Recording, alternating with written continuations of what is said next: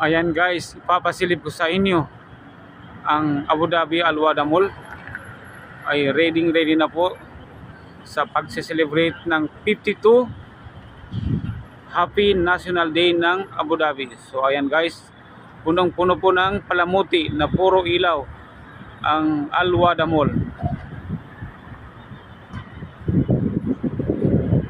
So ayan guys.